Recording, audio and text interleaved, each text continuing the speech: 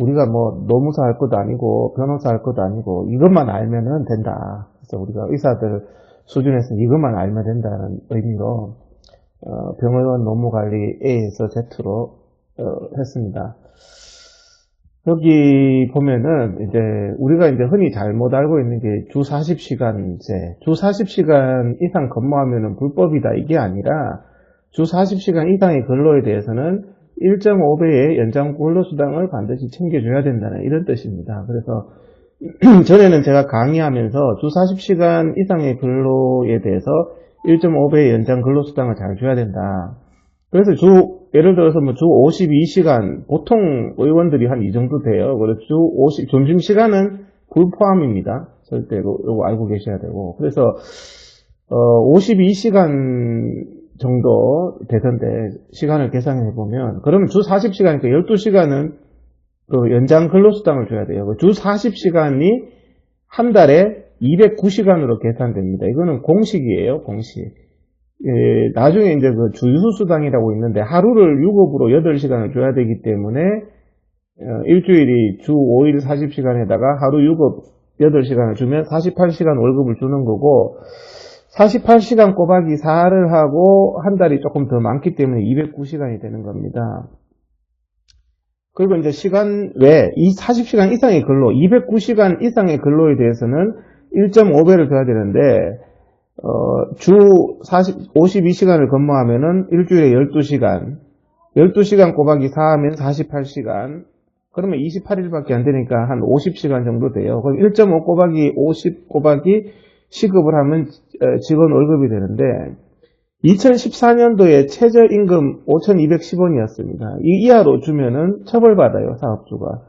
그러면 이제 초짜들도 이게 이제 5,210원을 줘야 되는데, 주 40시간만 근로시키면 108만원 주면 됩니다. 근데 이제 52시간을 근무를 시키다 보니까 39만원의 이제 연장 근로수당이 붙어서 한 147만원, 148만원 정도 되거든요. 그래서 이제 주 40시간 이상의 근로에 대해서는 반드시 1.5배 연장 근로수당을 줘야 되기 때문에 월급을 150, 160 주시는 선생님들이 그 명분을 분명히 주 40시간 근로에 대한 209시간에 대한 월급 이 얼마고 그 다음에 나머지 추가 근로에 대한 월급이 얼마다 이렇게 명분을 분명히 명시해서 분명히 확인해서 줘야 됩니다. 그냥 뭐 160만원 줬다. 그러면 당연히 주 40시간 근로에 대한 월급이 돼버려서 선생님 우리 병원은 52시간 했는데 이때까지 그 연장 근로수당 주세요 이러면은 한 뭐 3, 4년 지나면 몇 천만원이 넘게 되거든요. 그래서 그 부분에 있어서 굉장히 주의를 하셔야 됩니다.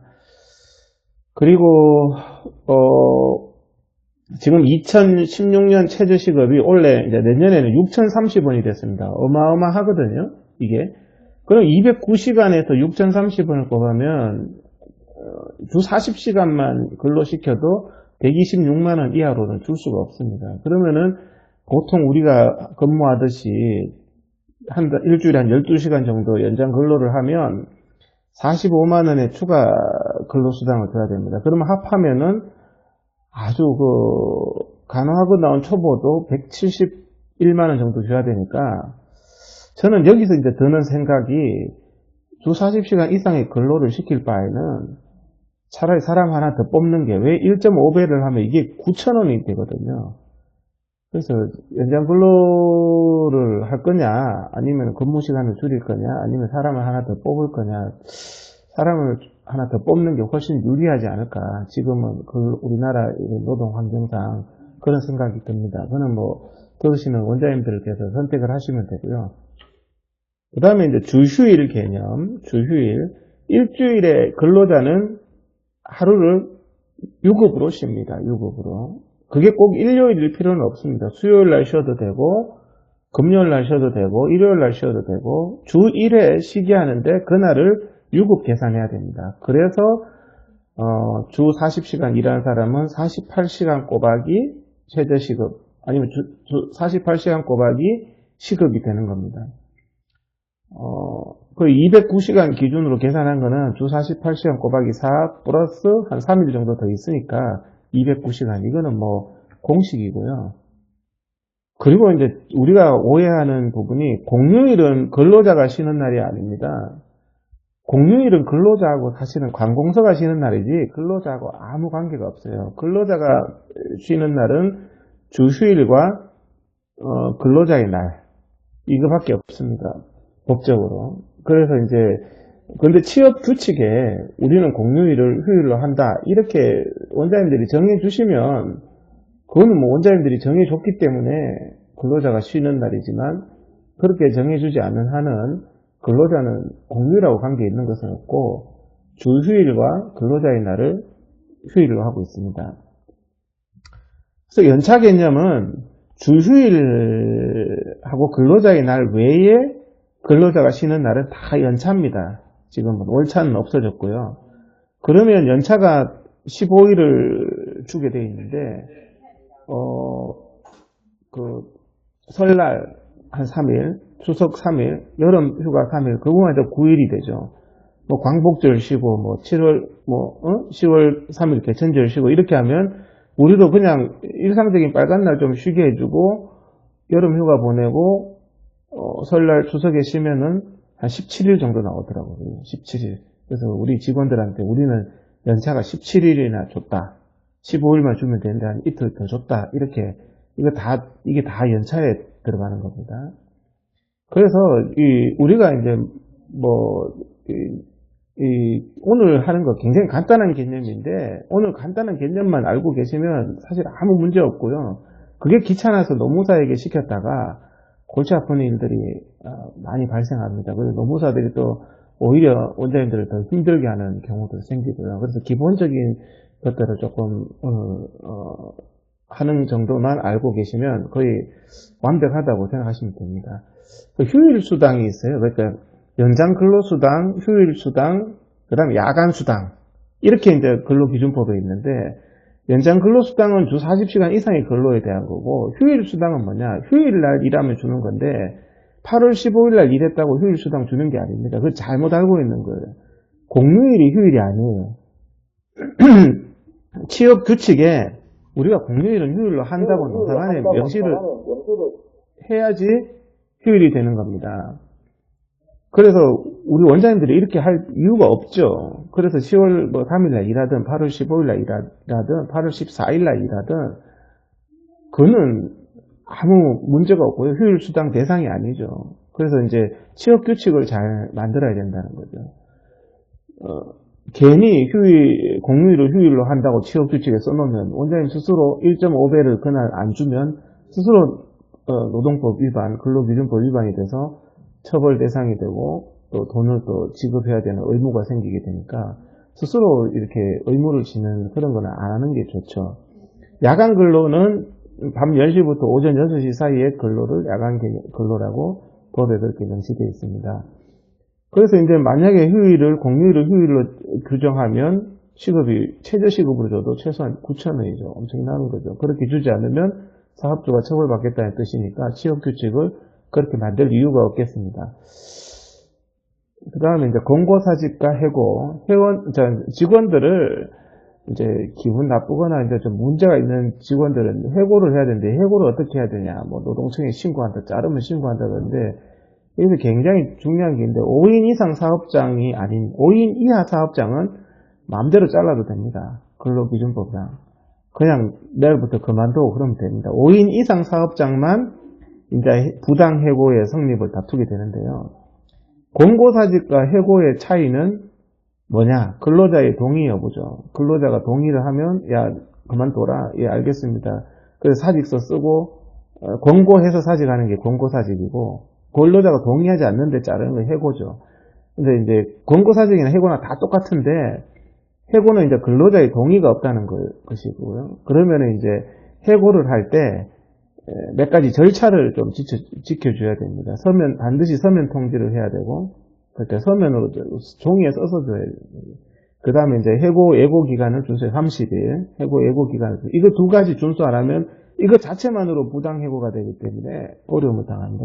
이 두 가지만 준수하면요, 징계 사유, 징계 절차는 지켜주면 됩니다. 원장님이 자르시겠다고 생각을 한 이상은 저 사람 굉장히 불성실하고 문제가 많다. 이런 징계 사유를 하고 병원에서 한번 뭐 몇 사람 이렇게 위원을 선정해서 위원회를 형식적으로 하나 하는 거죠. 회의록을 만들고.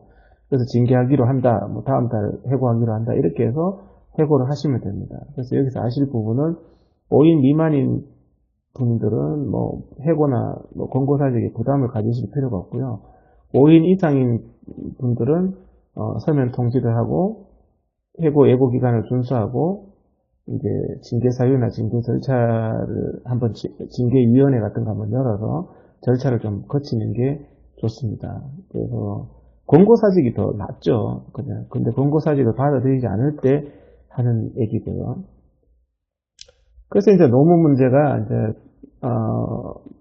병원에 이제 비치하고 있어야 될 노무 서류인데 취업 규칙 이거 꼭 가지고 있어야 됩니다. 필요하신 분들 제가 드릴 수도 있는데 취업 규칙에 뭐 괜히 뭐 공휴일은 휴일을 한다 이런 말 적을 필요가 없어요. 그냥 최소한 법적으로 의무적인 부분만 이행해 주면 됩니다. 나머지는 은혜로 베푸는 거지 우리가 괜히 의무를 지을 이유가 없거든요. 근로자 명부야 뭐 간단한 직원 이름인 거고 근로계약서 이거 저번에도 말씀드렸는데 반드시 그 원장님들의 안전을 위해서 근로계약서 반드시 쓰셔야 됩니다. 그래서 저는 안 쓰면 직원 불러서 빨리 쓰자고 봅니다. 직원을 위한 게 아니라 원장님의 방어를 위해서 근로계약서 꼭 써야 되고 임금 대장이야 뭐 월급 얼마 준다는 거니까요. 뭐 별 것 아니거든요. 이런 간단한 서류들은 이 정도만 갖고 있으면은 뭐 거의 완벽합니다. 그래서 저희 병원에서 쓰는 이제 뭐 연봉 근로계약서 예시인데 시급 얼마 해서 기본급 그다음 법정 수당이 이거는 연장 근로수당이죠. 연장 근로수당.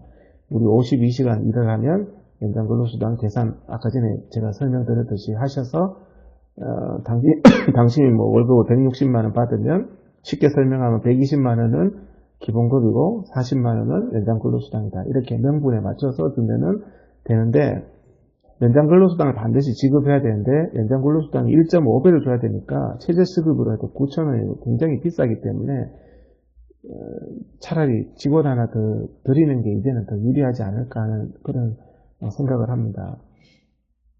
그래서 전공의들은 굉장히 불법이 심하죠. 그렇게 보면 이 세브란스 병원 사례인데 뭐 대학병원은 아예 이 정도의 최소한의 것도 안 지켜요. 최저시급 완전히 위반하고 있고 뭐 야간 근로, 연장 근로, 뭐 휴일 근로 수당 안 주고 있고 이거 바로 잡아야 됩니다. 이거를. 그래서 오늘 강의를 이렇게 좀 저번에는 시간이 모자라서 그런데 오늘은 굉장히 모자랄까봐 빨리 진도가 나갔는데 되게 빨리 마쳤네요. 근데 뭐 이해가 다 잘 되시는지 모르겠습니다. 그래서 오늘 뭐 질문이나 뭐 혹시 뭐 그런 게 있으신가요?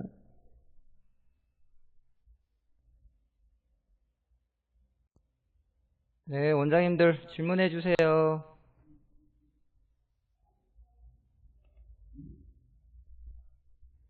뭐 혹시 이해가 잘 근로계약서 두 부를 받아야 하나요? 그러셨는데요. 근무 시간에 점심시간 포함 안 됩니다. 안 된다고 제가 아까 전에 빨리 말해가지고 이거 중요하다고 점심시간 포함 안 됩니다. 저희 병원 같은 경우에 9시부터 7시까지 하는데 그러면 점심시간 빼니까 9시 10시간인데 점심시간 빠지니까 9시간이 되죠. 9시간 꼬박이 월에서 금까지 하면 45시간 되죠. 그러면 근로계약서 두 부 받는 게 아니죠. 근로계약서는 두 부 해서 한 부는 근로자 주는 거고 한 부는 병원이 갖고 있으면 됩니다.